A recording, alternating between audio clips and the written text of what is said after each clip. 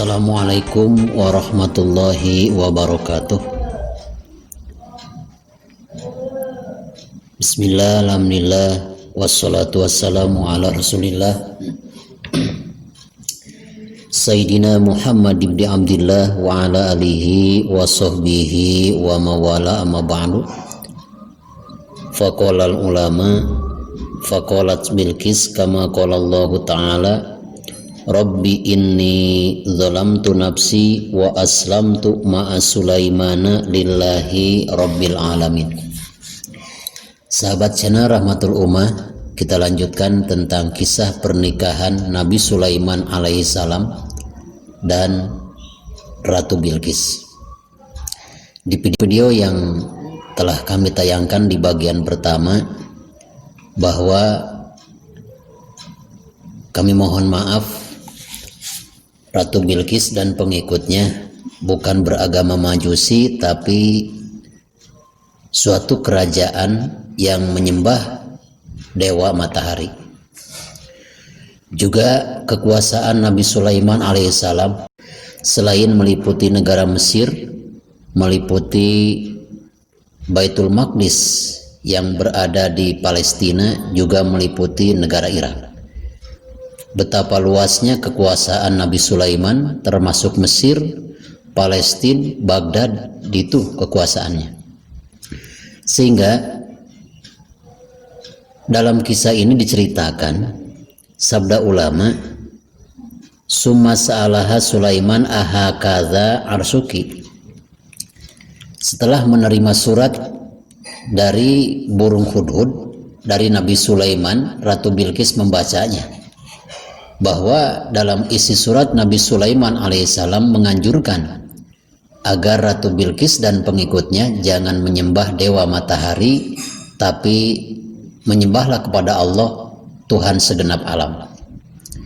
Maka setelah berunding, akhirnya diputuskan Ratu Bilqis untuk mengirim 2 orang utusan yang mengirim hadiah berupa emas dan intan permata dengan tujuan Nabi Sulaiman alaihissalam supaya tidak mengajak-ngajak beriman kepada Allah. Lalu berangkatlah kedua utusan tersebut dan mengirim berbagai hadiah untuk dipersembahkan kepada Nabi Sulaiman alaihissalam. Ketika 2 utusan Ratu Bilqis sudah diterima oleh Nabi Sulaiman alaihissalam dan Nabi Sulaiman diberikan hadiah, maka hadiah dari Ratu Bilqis ditolak semuanya. Aku tidak menginginkan ini semua karena aku lebih banyak. Allah Subhanahu wa Ta'ala telah menganugerahkan kepadaku, kata Nabi Sulaiman, berbagai harta benda dan intan permata yang berlimpah. Yang aku inginkan Ratu Bilqis dan pengikutnya supaya bersujud kepada Allah Subhanahu wa Ta'ala, jangan bersujud kepada dewa matahari. Lalu 2 pengawal Ratu Bilqis disuruh kembali oleh Nabi Sulaiman alaihissalam. Setelah kembali ke negaranya di negara Saba, lalu melaporkan bahwa hadiah-hadiah yang diberikan oleh Ratu Bilqis ditolak. Maka semakin bergetar, karena sebelum keberangkatan 2 pengawal Ratu Bilqis sempat berbicara, apabila hadiahku diterima oleh Sulaiman, berarti Sulaiman adalah raja biasa-biasa, raja lemah yang membutuhkan intan permata. Apabila hadiah-hadiah yang istimewa yang kita kirimkan ditolak oleh Nabi Sulaiman, kita berpikir 2 kali untuk memeranginya. Akhirnya Ratu Bilqis dan para pengawalnya dan para penasehatnya berunding, dan hasil perundingan tersebut bisa dibulatkan bahwa Ratu Bilqis yang akan mengunjungi Baitul Maqdis, yaitu tempat pusat pemerintahan Raja Sulaiman alaihissalam. Akhirnya dengan membawa persenjataan yang sangat lengkap, pasukan Ratu Bilqis dari negara Yaman menuju ke Baitul Maqdis, menuju ke Mesir untuk mengunjungi Nabi Sulaiman alaihissalam.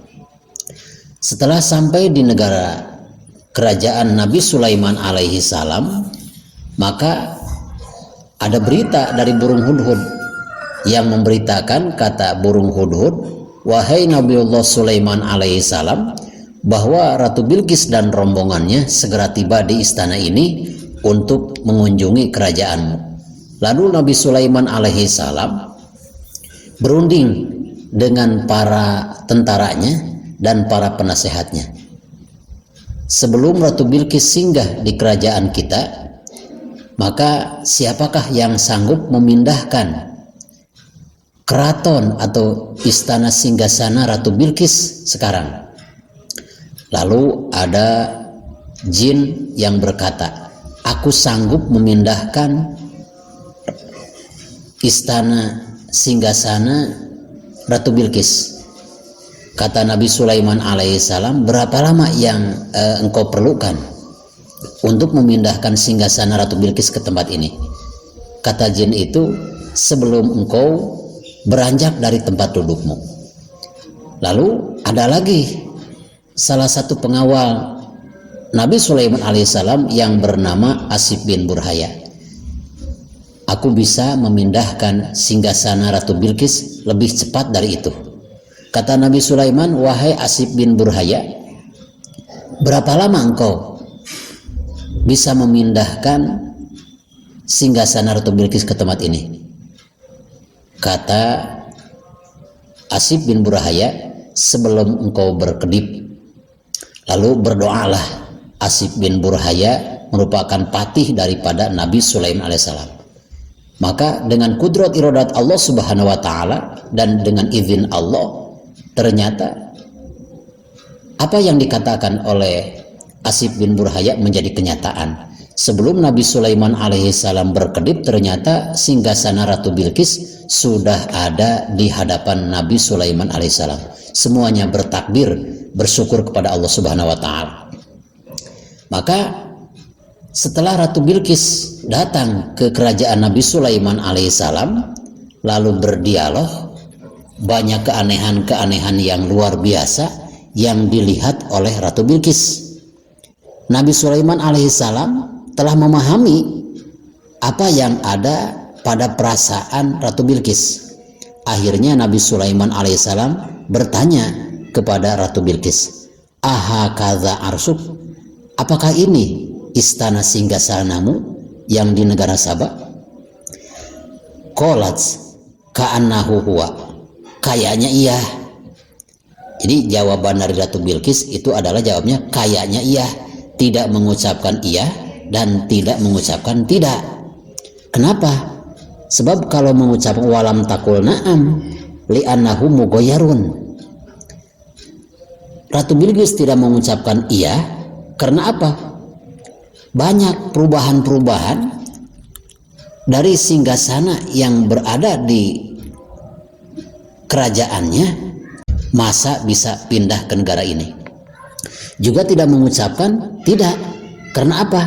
Karena memang dikatakan iya seperti tidak mungkin masuk akal, disebutkan tidak, tapi memang banyak tanda-tanda singgasana Ratu Bilqis yang terdapat pada singgasana yang sudah ada di hadapannya.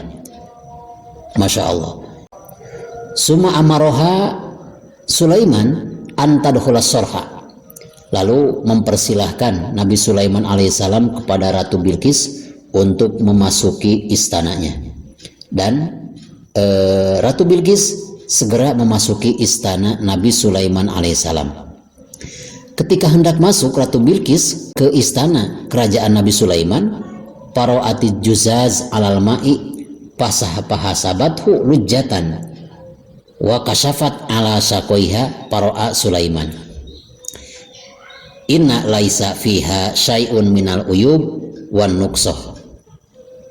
Sengaja Nabi Sulaiman alaihissalam di pintu menuju kerajaan istana Nabi Sulaiman itu dibangun ada sejenis sungai-sungai, ada sejenis kolam-kolam ikan yang terbuat dari kaca, dengan mendadak dibangunnya sebelum kedatangan Ratu Bilqis. Ketika Ratu Bilqis akan memasuki kerajaan istana singgasana Nabi Sulaiman, itu seakan-akan menyangka bahwa yang akan diinjak oleh Ratu Bilqis adalah air. Maka dengan tidak disengaja Ratu Bilqis mengangkat baju kebesarannya sehingga terlihatlah dari dalam air bayang-bayang betis daripada Ratu Bilqis. Nabi Sulaiman bisa melihat, tidak melihat langsung betis daripada Siti Bilqis, tapi melihatnya dari bayang-bayang yang ada di dalam air. Kata Nabi Sulaiman alaihissalam, ini berita yang bersumber dari jin, bahwa Ratu Bilqis adalah pendek, bahwa kaki Ratu Bilqis adalah seperti kaki unta. Ternyata apa yang dikatakan oleh jin adalah hoax, tidak benar. Faktanya ternyata setelah Nabi Sulaiman melihat betisnya Ratu Bilqis, Masya Allah, ini normal dan tingginya biasa-biasa, tidak pendek seperti yang dikatakan oleh si jin. Selanjutnya, falamma ra'at Bilqis hadhil alamah tafakkarat fi nafsiha annahu ma'a uzmi arsy wa kasratu junudi wa hasmi wasi'ati biladi wa kolami. Setelah melihat kejadian-kejadian yang luar biasa, dikira negeri yang kaya raya itu adalah negerinya. Itu dalam benak pikiran Ratu Bilqis. Ternyata ada yang lebih, yaitu kerajaan Nabi Sulaiman alaihissalam. Tidak ada kolam yang di atasnya terhampar kaca yang sangat indah, tapi di kerajaan Nabi Sulaiman ada, sampai-sampai di bawahnya itu hidup berbagai ikan air dan binatang-binatang air. Sehingga berpikirlah menyadari, sehingga karena banyak keanehan-keanehan luar biasa, Ratu Bilqis mengucapkan, Robbi inni dolamtu nafsi wa aslamtu ma Sulaimana lillahi rabbil alamin. Ya Allah, aku telah mendolimi diri saya sendiri. Aku merasa besar padahal ada orang yang lebih besar. Aku merasa kerajaanku lebih makmur, ternyata ada kerajaan yang lebih makmur dari kerajaanku. Sungguh aku telah mendolimi diri saya sendiri. Maka setelah kedengaran bahwa Ratu Bilqis telah memasuki agama Islam, akhirnya Ratu Bilqis ada permintaan untuk dinikahi oleh Nabi Sulaiman, dan Nabi Sulaiman alaihissalam sanggup untuk menikahinya, karena ini sebagai tanda bahwa kebaikan akan menghampiri keratuan Bilqis, yaitu di negara Sabah. Setelah memasuki agama Islam Ratu Bilqis, maka pengikut-pengikutnya pun memasuki agama Islam. Maka dinikahilah di istana kerajaan Nabi Sulaiman Ratu Bilqis pada hari Jumat. Itulah yang keempat, para nabi, para rasul yang menikahi pada hari Jumat adalah Nabi Sulaiman alaihissalam kepada Ratu Bilqis. Sahabat channel Rahmatul Ummah yang saya cintai dan Allah muliakan, mudah-mudahan segala apa yang telah saya sampaikan melalui video ini besar manfaatnya. Mohon maaf dari segala kekurangan. Mudah-mudahan dari kebenarannya ini bersumber dari Allah Subhanahu wa taala, dan kesalahannya bersumber dari kebodohan saya sendiri. Khudh ma sofa wa da ma qadar. Wassalamualaikum warahmatullahi wabarakatuh.